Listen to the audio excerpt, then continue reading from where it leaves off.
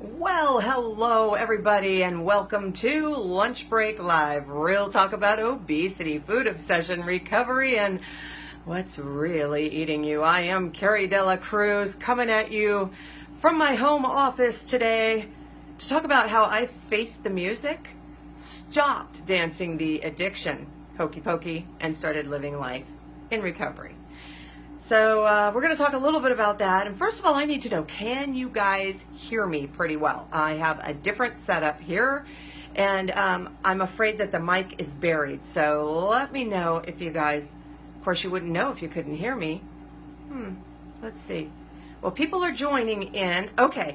Hi, Mom. I see you there, but can you hear me? I just want to make sure it's not buried in the box.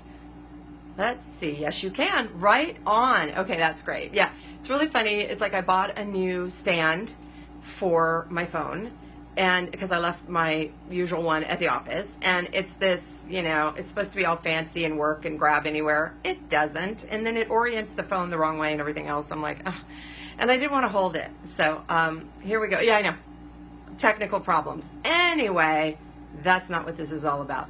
Let me tell you who I am, especially if you're a newer viewer and want to know why on earth you would want to watch Lunch Break Live. I am a 2007 gastric bypass post-op, living life in recovery from obesity and food obsession as twice the woman and half the body. Now, I'm also a recovery strategist, and what that means is I help people find a path to get from the sickness of obesity and addiction to the peace and wellness of recovery. All right, so that's what I do. That's a little bit about me. Now I want to know about you guys, and for that, you got to put the glasses on. All righty, so let's see who's here, shall we? So grateful that you're Tim. I was thinking about you, seriously. Okay, I know this sounds weird, but when I woke up this morning, I was thinking about the fact that I had not seen you in a while. And I was like, is it something I said? And then I realized, no, he only listens for 7 minutes at a time, and I've given him quite a lot to catch up on. So, you know what? I've got to cram a lot into these first 7 minutes before I lose you. Anyway, so glad you're here. And let's see. Oh, there we go. Georgette, you're a newer viewer, aren't you? At least a newer live viewer. Welcome. I am so happy that you're here. And my mama and Bonnie, I haven't seen you in a couple of days. And Susan, I haven't seen you in a few days either. You're becoming quite a regular. Let's see here. And Lori, welcome. Are you a newer viewer too? Have you been on demand and you're joining me live today? I'm so excited that you're here. And Michelle, yep, you're becoming quite a regular viewer. And Alberto, you too. Thank you so much for being here. And there's Nancy. All right. Thanks, Mom. I got it at Marshall's, you know, before I went to New Zealand. So there you go. I figured it was time to trot it up. All right. We're not going to do clothing talk. Hi, Jerry. How are you? Welcome. First time. Yes, I knew it, Georgette. Well, I'm so happy you're here. Terry, welcome in. And, oh, thank you so much, Lori. I am glad that you're here, too. So you have been able to join me on demand, and now you're joining live. Awesome. And Megan is here. Welcome, welcome. Glad that you're able to join me live. And Hope is here. Yay! Welcome, Megan. I'm so glad you're here to join me. I think I have another newer viewer. Kelly, are you a newer viewer too? Are you an on-demand viewer usually? Oh my gosh, you guys, this is super exciting. Really, really happy that you guys made it. And Anna, another regular viewer. So, wow, totally excited that you guys are here. And I promise I'm going to bring you the best show I can put together for you today. Since I'm working from home. Hi, Michelle. Welcome in. You're a newer viewer too, huh? And Kelly, a new viewer, another Kelly, and Ashley. Come on in, you guys. This is so awesome. Ashley, are you a new viewer too? This is super exciting, you guys. So welcome, welcome. I'm really, really glad that you are here. It's going to be a really good show. Now, listen, I want to know who has been here, whether you've been here live or on demand, who has been here for every single show this week? Let me know. Just, you know, you can give me thumbs up, happy faces. Hi, Ashley. All right. You're a newer viewer. Violet, you just made it in. And Joan, I haven't seen you in a few days. How's Greg? Just checking in. All right. Thumbs up. So I'm asking everybody, who has been with me every single day this week? It's okay if you've been on demand. Just want to know if you have watched all of the shows. And if so, I need one thing that you learned that you didn't know before. I know I'm asking a lot of you. I'm asking you to remember what I said yesterday, which is kind of funny because I can hardly remember what I said an hour ago, but I have every confidence in you. And I would like to know, it's really important, especially for the newer viewers, to see what it is that we talk about and how it benefits you guys. So you did such a great job yesterday, by the way. Oh my gosh, of sharing with me how you've made changes in your life so that you can begin to live the peace of recovery. So exciting. I loved that. That was actually putting the new information into action in your own lives. I love that. So tell me one thing that you guys learned this week that you didn't know, hadn't thought about in that way, if you think about it, okay? And I'll give you time because Facebook is always lagging a little bit. All right, so now, where do we begin? The Recovery Hokey Pokey. If you guys have heard me speak or joined me for Lunch Break Live, you've heard me talk about how I did the Recovery Hokey Pokey for years and years and years, right? Have you guys heard that expression? You're up to 20 minutes a clip, Tim. Wow. You're only a week behind. Right on. Oh, powerful sister. Thank you. You're so sweet. All right. So, Recovery Hokey Pokey. Okay. So I've got some feedback. This is great. Okay. The fear or the part it plays in our excuses. Ooh, that's powerful. Nancy, I love that. And yeah, that's probably in what I'm going to talk about today a little bit. Well, hello, Susan McCloskey. How are you? I loved what you said yesterday, too. You said something very profound. About how the things I was saying about fear in regain was exactly the thoughts that you experienced and you knew a lot of people experienced. Fear of regain. All right, right on. Okay, so I've heard many times, when I use the expression Recovery Hokey Pokey, you guys are like, okay, yeah, but how did you do it? As if, it's like, well, as if the light was off and then one day it came on. And in a sense, it kind of was, but it wasn't as if I went from utter darkness to total light, because that's blinding when that happens, okay? So it was a process. I was laying the foundation. But when it was that I finally saw recovery for what it really was, I was able to make that transition. But there were a lot of steps, just as there are in the Hokey Pokey, and that's what I hope to be able to share. Hi, Cari, welcome. This is what I hope to share with you guys here. All right, so let's see here. And someone asked me yesterday, by the way, to explain it. So I thought, okay, why not? Let's try it. All right, so how I did the Recovery Hokey Pokey for several years before I finally faced the music and stopped dancing around my food obsession and obesity. So I'm going to kind of talk in a little more detail about how that looked and how I got where I am today. Okay, does that sound good? You guys ready? All right, so for starters, if you are familiar with the Hokey Pokey, if you ever went roller skating as a kid especially, but if you know the Hokey Pokey, or to any kids like birthday parties, we used to do that at the birthday parties too. It's like putting something in and then taking something out and then shaking it all about over and over and over and over and over inexplicably. I don't understand what that, why didn't you just leave it in there? Why did we take it out? But anyway, that is the Hokey Pokey, all right? And it sounds an awful lot like what I did for years when I was trying to figure out how to live in sober, abstinent recovery from food obsession and obesity. It was a lot like that. It was like, okay, I'm going to put this in. No, I'm not. I'm taking it out. Okay, I'm going to put this in. No, I'm not. I'm taking it out. Okay, that's how it sounded. That's why I called it the Hokey Pokey, all right? Now, in the beginning, I say at the top of the show, I'm a 2007 gastric bypass post-op, all right? So I hoped that bariatric surgery, which a lot of people call weight loss surgery, okay, would cure me. That's what I was hoping, right? And I figured that once I lost the weight, I'd lose the cravings, and then my behavior would magically change. That's not uncommon. We want that. Okay, granted, part of that is magical thinking. I get it. But magical thinking is what helps us to survive sometimes, okay? So I did a lot of that, and I felt reasonably confident that I would be okay because, I'm pretty persistent, I'm tenacious, I like to think that I don't really give up. I like to think that. Anyway, for a while it did. It was absolutely true. It was like, yes, magic. It is magic. Pixie dust or something, because I was cured and I wasn't having cravings. But you know what? Old habits die hard. And I, like probably just about everyone, finds all kinds of new and wonderful ways to return to old and miserable habits. Okay? And I did that. I guess you could say I remembered the dance steps. Okay? I remembered the dance steps. I did it my whole life, of course. So it was really easy to fall back into step and do what I had done my whole life. All right? So, especially with simplex carbs. I mean, that was a biggie for me. Okay? A lot of people call it the carb monster. A lot of it, say bad carbs, bad carbs, which again, I don't understand assigning, behavior to carbs, but there you have it.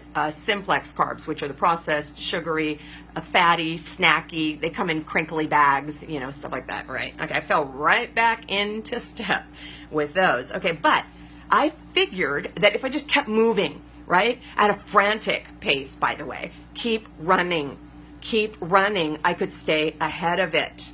I don't know, I could keep time with the music, right? I'll just dance faster. I don't care if the music's going faster. I'll just dance faster. And then it won't catch up with me. How many of you guys have done that? How many of you guys have said, you know what, I'm done doing the dance. And then all of a sudden you find yourself right back in there doing the hokey pokey, right back in there doing the dance, with your same old partner. And you're like, if I could just move fast enough, I'll get away from it. How many of you guys thought that, right? Just got to keep time. Just got to keep up with the rhythm. All right.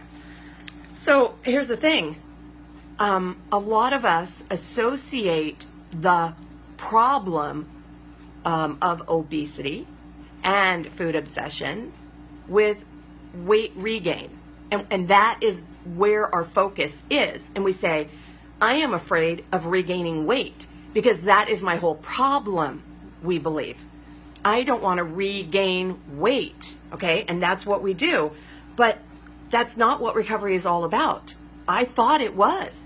Because again, I had bariatric surgery, so I'd lose weight and I'd be happy, okay? And then my problems would be over. I wouldn't be obese anymore, and I wouldn't have a problem with food because I wouldn't want to eat anymore, and I'd have such a small stomach and all that stuff that I really believed, all right? But here's the thing, okay? If obesity and food obsession and addiction, okay, in general, are mental, emotional, physical, and spiritual diseases, then losing weight or gaining weight only taps into the physical part of the diseases, right? So keeping weight off, okay, am I really dealing with the physical part of my problem? I thought I was. And maybe even some mental stuff. That's what I thought. I thought, yeah, because I'm going to win. I'm going to beat this thing, and it's just, if I just think hard enough, if I just have enough willpower, I'm just going to win, all right? But it really didn't touch the emotional or the spiritual sickness at all. If anything, I felt worse about myself. Every time I felt like a fraud to myself. I felt like I should and ought to be doing better, differently. I should and ought to feel differently than I did. But I didn't know how to get there. I didn't understand the strategy, okay? I was still very much stuck in the emotions, the morass, of that. And I was just treading water in the muck and just trying desperately to find a way to stop feeling a certain way. And I thought that was where my hope was going to live. And here's the thing, all right? Ultimately, if I was battling, facing, and believing that I was, winning my war against the simplex carbs, I was not experiencing any relief or any peace right up here in the obsessive mind, okay? Because that is where, that's why I call it food obsession, by the way. I understand that there can be a physiological addictive component, of course, to food as a substance, all right? But for me, I did not have that addiction per se where I went into withdrawals when I didn't have sugar, okay? Sure, I had mental withdrawals. I had emotional withdrawals, but for me, it was about an obsession. And I think a lot of people, as you've heard me talk about in the past, struggle with the word addict. an addiction. They're like, how can you be addicted to something you need to live? And again, I always say you don't need Twinkies, and pretty much that's what I was addicted to. I was not addicted to kale, okay? So I kind of say, I put that aside and say, so really, you know, it depends on how you're defining an addict. And we know that addiction is a way of being and thinking and behaving. So it's not just about a substance, all right? But for me, when I stepped back and looked at it, I said, what is it that I struggle with the most? It's the obsession. It is the constant thinking about the food that's in the kitchen, the food that I want to eat, the food that the rest of my family didn't finish, the food that's just sitting there calling my name, the can of frosting in the refrigerator calling my name, the ice cream that I love, that it has little divots in it because I have plucked out all of the chocolate chip cookie dough, okay? Obsession. I was constantly obsessing about. So I wasn't addicted to the food because I wasn't eating it per se. Okay, I'm not saying I didn't have an addiction, but what I'm saying is, to me, the thing that resonated most strongly with me was the obsession. There is no peace in obsession. None. How many obsessors do I have out there? Have you guys ever obsessed about anything? Have you ever had an obsession, whether it's about food or whether it's about, you know, I'm obsessed with doing this thing and I just can't get enough of it, right? Your computer, with Facebook, with games, online games, right? Candy Crush or whatever that one was, and all those games. An obsession. You can't stop thinking about it, and you can't wait till you're doing it. And time, you just lose time while you're doing it, while it's passing, right? And you think to yourself, I'm never happier than when I'm doing it. But then when I can't get to the next level, unless I invite more friends or unless I buy more pieces, I need to buy more lives, I need to do more, I need to consume more, I need to... Okay, so the obsession is never content. It never just sits there at the same level. It constantly rises. So, yes. So you guys definitely understand obsession. And it's no fun, it's not peaceful, and there's no relief. All right? So, knowing that I was living a life that was anything but peaceful, and realizing that I needed to do something about it, I, on December 30th, 2013, decided that I was going to make a food abstinence list, but not just any list. It was going to be complete and exhaustive, and it was going to include all of the things that had always lived on some magical list in my head, a list that was ever changing, because if I wanted something, I could pretend it wasn't on the list. You know what list? Oh, the list in my head. Well, yeah, that's not a problem. I could just have that, because once I start, I'll just stop. I'll just have a little. It'll be fine. Okay, I played all sorts of games with the list in my head. So on December 30th, 2013, I said, enough game playing. I am going to make a physical list. And I sat down at my laptop and I started typing. And you know what? People say, how could you do that? How could you put things on a list? Weren't you afraid that you could, you know, never live without them? I mean, weren't you saying, how will I ever be able to live without pizza or French fries or whatever else was on my list? Twinkies, okay? Weren't you afraid that you couldn't live without them? Well, guess what? On that day, I realized that I couldn't live with them. That living with them was creating and feeding the obsession. That was it. You see, as long as they were in my life, I was obsessed over them. But when I put them on the list, I said, I want to be free of the obsession of all of these things, because I can't live with them anymore. And that was much more profound than some fear of living without them. And I'm not saying that it wasn't a challenge to figure out what life would look like. You know, it's really easy to fear and say, what will I do when? What will I do if? What if I have a craving for this? What will I do? Well, I quickly learned that substituting things leads to obsession and further problems with food, you see, because I can just as easily go to town on a healthy substitution. Sugar-free brownies, right? I used to do sugar-free cookies. Sugar-free brownies may have a laxative effect. They said may, right? I'm doubled over after eating the Jelly Bellies, the sugar-free, because of all of the sugar alcohols, right? But that didn't stop me from going back and doing it again. And after all, the sugar-free, or the sugar-free Russell Stover's, chocolate candies, because I want to be able to have what everybody else is having. I mean, they're having candy. Shouldn't I have an option too? Oh, man. Oh, man. I could overdo healthy options, alternatives, substitutions. Substitution? It's a dirty word for me. Because substitution just says I'm going to shift my obsession over this to my obsession over that. There is no peace in that. I'm going to shift my obsession over needing something sweet to an obsession to find something to fill the need that really isn't a need at all. So I began to survive the challenges, which is to say all of those things that are on my list. And by the way, once they go on the list, they never come off the list again. Never. There's a reason they're on the list.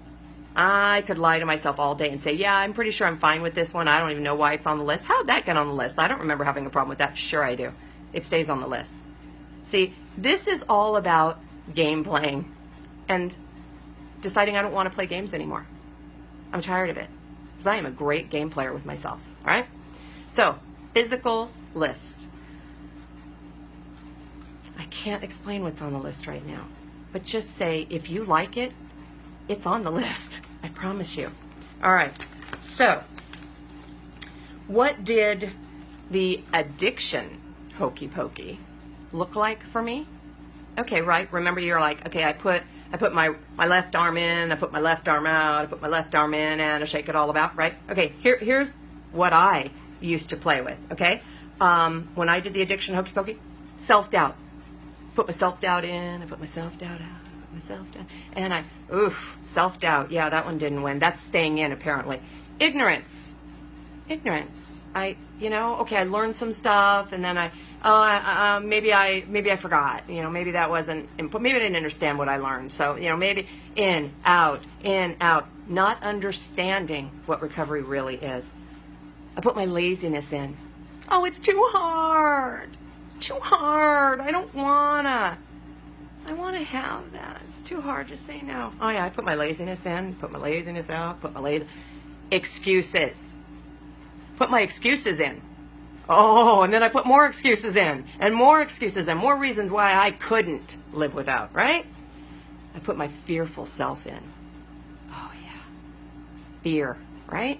Fear. What if I can't do it? What if I don't do it perfectly? What if I fill in the blanks? Fearful self. And finally, the bratty kid. Woo! The bratty kid, which would be me. Okay? The bratty kid that stands up and says, don't tell me what to do. I can do whatever I want to do because I deserve it. Don't deprive me. Don't tell me it's forbidden fruit. I can do whatever I want. Na, na, na, na, na. Yeah, that bratty kid was doing the dance with me. Big time. And then finally, I put the food list in. The real one, not the one in my head, but the one on my computer. And I didn't take it out. I finally said, enough is enough. I have had enough. I've had enough of the obsession. I could cry when I think about a life of being ruled by food. It's not a life. It's not living. Believing that I could somehow this time make it different, and then every time it wasn't different, feeling worse about myself. That road never led anywhere else. Every time I started, I didn't stop. Every time. And then I would feel worse and worse about myself. I would feel like a failure. I would feel miserable and worthless.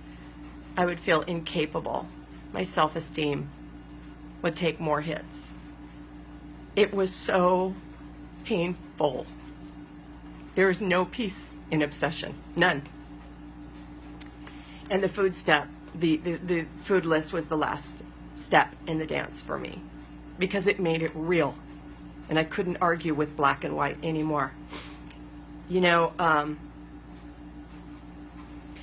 I just want to show you, because this just came back in the mail for me today. This is, I don't know if you're going to be able to see this, but this is the woman that was my passport. And I got that shot in 2007 before I had my bariatric surgery. And I just got it renewed, finally. So I've lived the past 10 years crossing the border and having border agents look at me and say, and I go, red hair, same girl, look, same girl, smile, it's just that my cheeks go up a little higher now. You know, if I ever want to think about going back on my list, all I have to do is look at that woman and say, that woman, I can see it in her eyes, was obsessed about how worthless she was and how ugly she was and how fat she was and how she could never, ever lose weight and keep it off, and how she could never be normal like everybody else, whatever that was. Yeah, that girl, she's in here, okay, because she did a lot of heavy lifting for a lot of years, and she did a lot of suffering, and you know, she got me here because she was so strong. Remember at the beginning of the show I told you I'm strong and I'm tenacious? She was pretty darn tenacious, and she did not give up on me. So that's why I did the list, because I had decided enough is enough and I cannot live with it anymore. And guess what? Since then, it's quiet in my head about a lot of things. And when it's not quiet, I face the things and I do my best to deal with them instead of feeding them. As a friend said, numbing out. Instead of numbing out, I face them. Now, I wrote this. I said, I needed the list to be physical. For years I had believed that I couldn't live without certain foods. But on December 30th, 2013, I realized I could no longer live with them. It was exhausting. It hurt my head and my heart. I didn't like how I felt about myself. I didn't like feeling enslaved and imprisoned by food and my behaviors. So if you ask me what it was that was the change, how it was that I made the decision, I decided that enough was enough. I'd had enough abuse at my own hands, and I was going to stop engaging it, stop going back for more, stop going back in with the hokey pokey. I stopped doing the dance. All right? I did spend years in therapy, super duper important. Got to get the head working, okay? I worked on things like my insecurity and learning to stand up for myself and not filling in the blanks and deciding that I knew what everybody else was thinking and feeling about me, and not trying to control others, and worked on my judging others. I still do that, and I'm constantly correcting myself. I learned to get to know myself, own my crap, make amends, okay? So there's a lot of work that goes on in therapy. And I did become a part of OA, Overeaters Anonymous, the 12-step program. And I realized it wasn't about the food. When I started working step 4, I realized it's not about the food at all. There's so much stuff that goes into the stuff that eats us up, that we overfeed. And I learned that I had to forgive myself, and I had to accept reality, and I had to move on and stop marinating in my own misery. So that, in a 30-minute program, is the essence of how I stopped dancing the addiction, hokey pokey, and started to live in recovery. And let me tell you, I don't miss the obsession, you guys. I don't miss it at all. It has nothing to do with the food and everything to do with the obsession. So that's it for me. I do want to, as I sign off, because I don't want to keep you guys longer, I do want to thank you again for being here. I do, you know, if you think there's some information in here that would be beneficial to others, please feel free to share it. You know, this is free, and there's no cost for this. So I really, if it's valuable information, I want you to share it with others, all right? And what is helping me to continue doing this is people like Kelly Ramirez. Kelly Ramirez, God bless you. She became a Joy patron last night. And I am really, really grateful to you, because thanks to people like you, all of my patrons who are supporting the work that I'm doing, you're helping to support my heart when it hurts sometimes. And you're helping to support my head when it's going to explode and I think, why on earth am I doing this? All right? So thank you so much for your support. Thank you for supporting me, and thank you for supporting Lunch Break Live. If you guys want to do that, you are more than welcome to at any time. You can go to CariDelaCruz.com/Patreon, Patreon, CariDelaCruz.com/Patreon, Patreon, and you can become a patron for as little as $5 a month. Now Kelly, you're going to get a $5 discount on your Recovery Rebel shirt. I think you decided you wanted to order one. The last day to order is tomorrow, Saturday, July 15th. And if you want to make sure you get your size, you want to send me an email, me@CariDelaCruz.com, me, M-E, not Cari, me@CariDelaCruz.com, because of course I am me. Send me the details about what size you want, what style, V-neck, crew neck, men's cut, okay? They're $20 a piece for sizes small through extra large. And for the 2 and 3XL, you have to add $1.50 more. I can't do anything about that, but we all understand how that works, all right?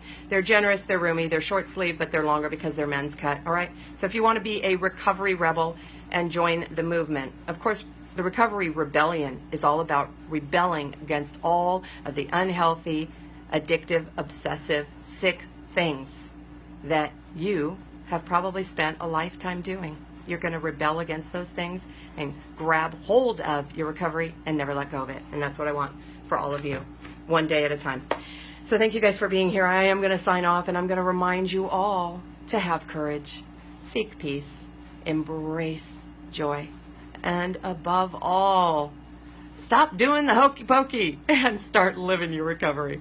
Remember, you can't stop feeding what's eating you if you don't know what's eating you. All right, guys, have a beautiful weekend. I'll see you again on Monday. Take care. Thanks for being here, and share the show. Bye.